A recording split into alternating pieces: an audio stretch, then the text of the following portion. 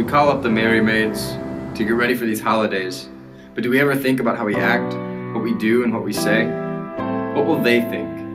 What will we show? How will they perceive the vibes that we let flow? How do they feel? These people, just like you and me, but on their hands and knees day and night as if life depended on it. Oh, wait.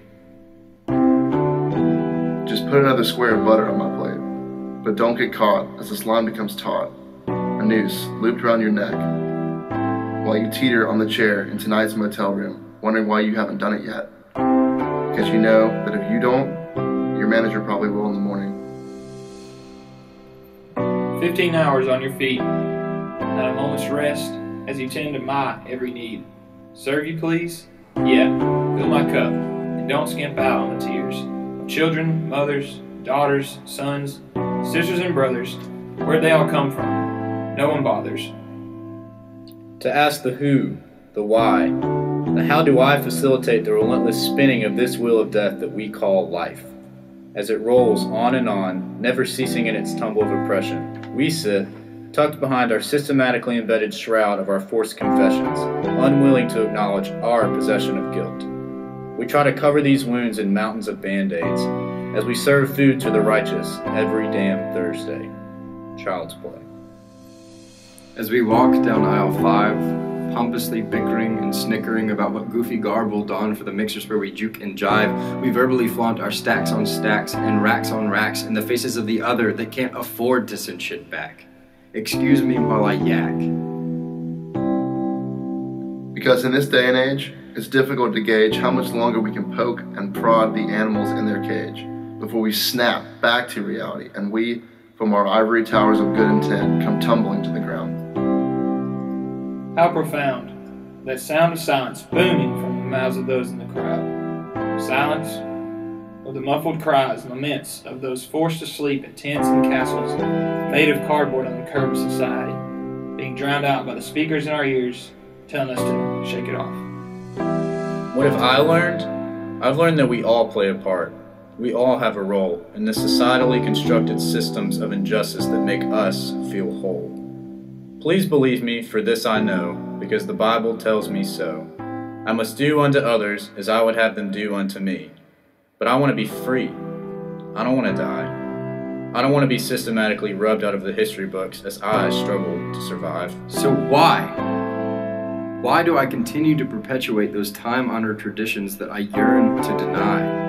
We talk about the good neighborhood, but what neighborhood is good when the well-being of someone other than yourself is the last thing on your mind? Here, we sit comfortably inside a bubble that cannot be popped, because even when we do turn right, the doors get locked. Trapped by the ironclad collars around our throats, we flash the Alpha and the Omega as we row our sovereign boats down the shivering river of unwashed bodies, littering our streets at night, longing only for a hot meal and a warm blanket with which to relight, the fire of life. So that's what we give them, a meal that is, hot cakes, flapjacks, anything it takes to pin their heads back, long enough for us to shove smiles down their throats. I hope we don't choke, as we preach the gospel of justice and live the gospel of Jim Crow through the laws that we wrote. Because the story of injustice, the story of oppression, it's our story. And the world doesn't need our confessions to know where we fit in, because it's written quite plainly in the colors of our skin. So, will you buy in? Or will you fight? Fight for the rights of the other, for the mother, the son, and the holy brother. For the hopeless downtrodden should we take up our arms, and in loving embrace pledge to do no harm to our neighbors, strangers, enemies, and friends. For it's within these bonds where justice begins. We must impact our Alabama, help it arise, send our society soaring into the skies. We must communicate and collaborate with intentionality to break loose the chains, to set our captives free. We must listen, hear our fellows plot. For one day, it just might be ours too. So what will you do?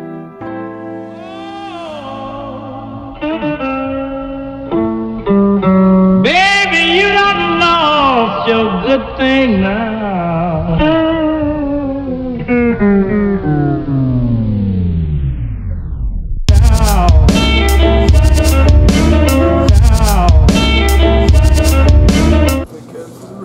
What's going on with your shirt?